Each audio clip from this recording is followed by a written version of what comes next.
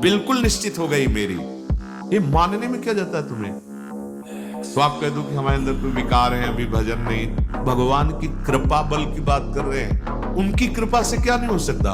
ये तुम चिंता मत करो। बस जो हम कह रहे हैं निषेधात्मक जो बातें, उनको तुम मत करना। तुम पड़े रहोगे तो भगवत प्राप्ति हो जाएगी। क्योंकि हम हैं किनके? श्री जी के। अब हमें कोई संशय नहीं, मेरे को भगवत प्राप्ति निश्चित होगी। कह रहे इसका इतना बड़ा प्रभाव है कि इसमें जो सामर्थ्य जागृत होती है, भागवतिक सद्गुण जागृत होती है, वो किसी साधना से नहीं। मेरे मन की दशा, मेरे इंद्रियों की दशा आपके अनुकूल नहीं है प्रभु, ये विषय के अनुकूल है। पर प्रभु मेरे मन में एक विश्वास हो गया है कि आपकी मूर्ति कृपामयी है और जीभ ने नाम की ओट ली है। ये चार बातें यदि आप अपने जीवन में ले आए तो भगवत प्राप्ति एक ही बात में हो जाएगी, किसी एक बात में। चारों में इतनी सामर्थ्य है, किसी एक में। भगवान के कृपा बल से अब मुझे निश्चित भगवत प्राप्ति होगी, इसमें कोई संदेह नहीं है। देखो, पहली बात, स्मृति से सब कुछ प्राप्त हो जाएगा, पर बड़ा कठिन है। क्योंकि स्मृति तो हमारी जगत के भोगों की चल रही, संसार की, देह की।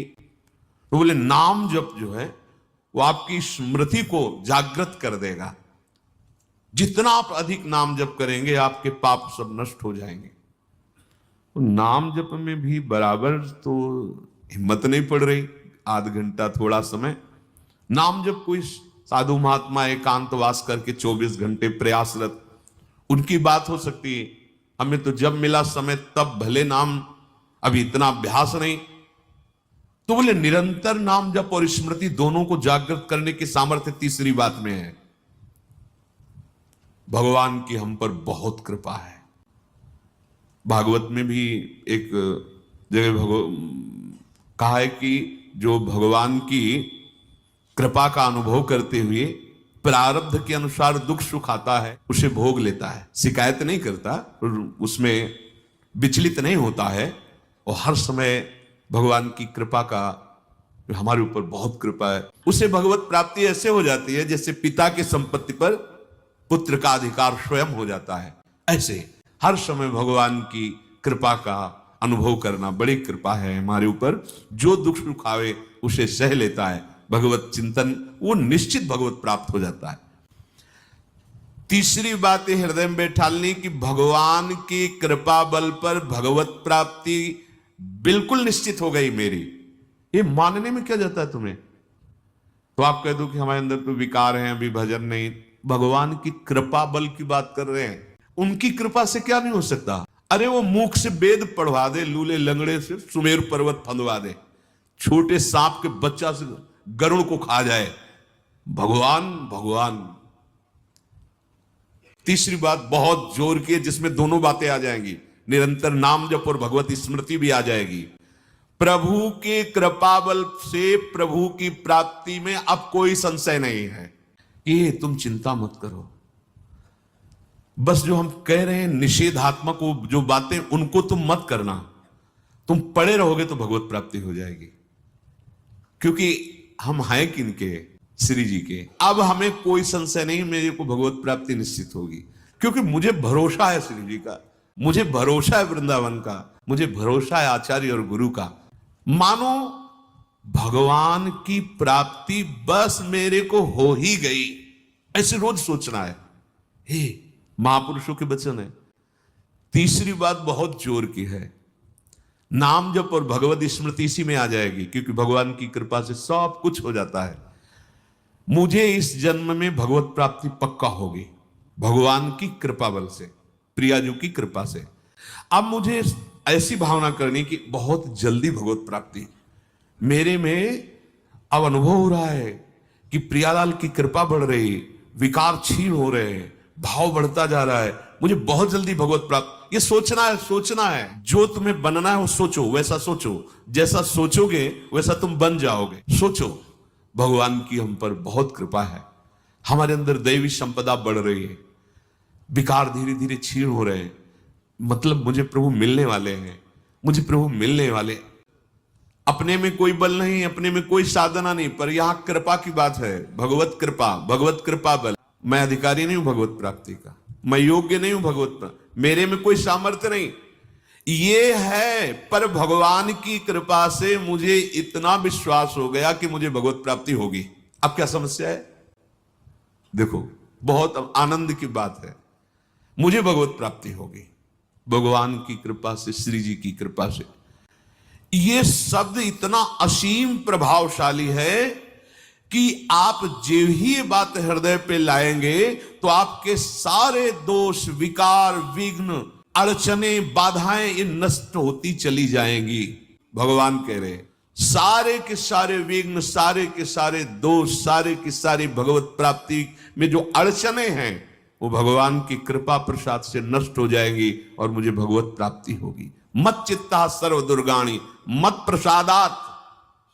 साधन प्रसादात नहीं कह रहे यहां, समझो, मत प्रसादात तरिष्यति, तू तर जाएगा मेरे कृपा से। ये मेरे प्रभु की घोषणा है कि मेरे प्रसाद से, मेरे अनुग्रह से तुम्हारे सारे विघ्न नष्ट हो जाएंगे और तुम त्रिगुणात्मिका माया को लांघ करके मेरे को प्राप्त कर लोगे। बस मेरी कृपा पर विश्वास करो, मेरी कृपा पर। जो दिव्यता आती है भागवती, वो भगवत कृपा से आती है। और ये कृपा तभी अनुभव में आती है, तो पर अनुभव में तभी आती है जब ये बात आ जाती है कि मैं असमर्थ हूं, मैं अयोग्य हूं, मैं अनाधिकारी हूं।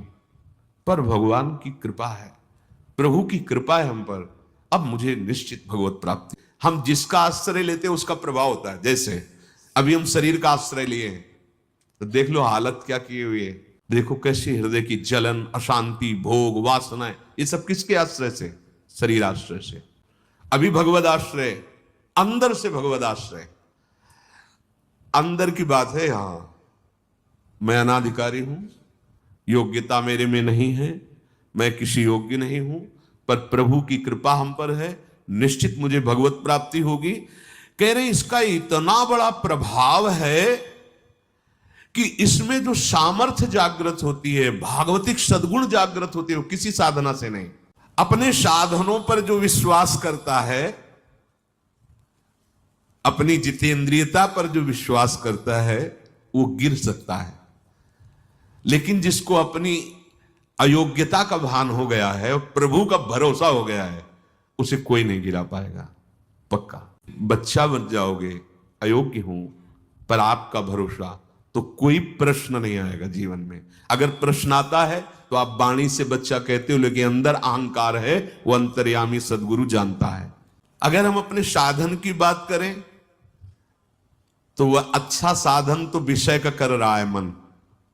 देखो, हम कभी पद्मासन लगा के किसी विषय का ध्यान नहीं करते। मेरा मन हे प्रभु कभी आप में ऐसे नहीं लगा जैसे विषय में ये छल छाड़ कर स्वाभाविक लगता है। मेरे मन की दशा, मेरे इंद्रियों की दशा आपके अनुकूल नहीं है प्रभु, ये विषय के अनुकूल है। पर प्रभु मेरे मन में एक विश्वास हो गया है कि आपकी मूर्ति कृपामयी है और जीव ने नाम की ओट ली है, बस अब सब कुछ हो जाएगा। चौथी बात, ये बहुत ही आवश्यक है, क्योंकि अगर ये नहीं तो भजन करना कठिन, बचाना कठिन, पचाना कठिन। इससे भजन तुम्हारा पच जाएगा, तुम सिद्ध हो जाओगे। प्रत्येक प्राणी, संसार के प्रत्येक वस्तु में मेरे भगवान विराजमान है। कोई ऐसी जगह नहीं जहां भगवान ना हो। ये बैठालना है। प्रहलाद जी की सिद्धावस्था यही तो हुई थी गुरुदेव नारद की कृपा से, सर्वत्र भगवान है। तो खंबे से भी नरसिंह भगवान,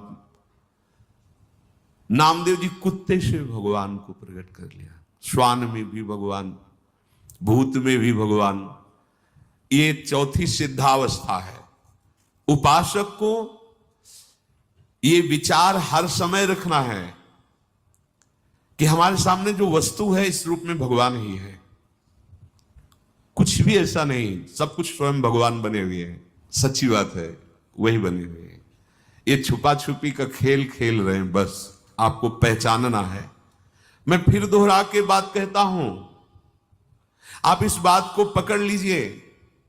आपके सामने कोई भी कार्य की वस्तु आए या व्यक्ति आए या दृश्य आए, आपको सबसे पहले उसमें भावना करनी है मेरे प्रभु विराजमान। ये बहुत जल्दी काम बन जाने वाली बात है।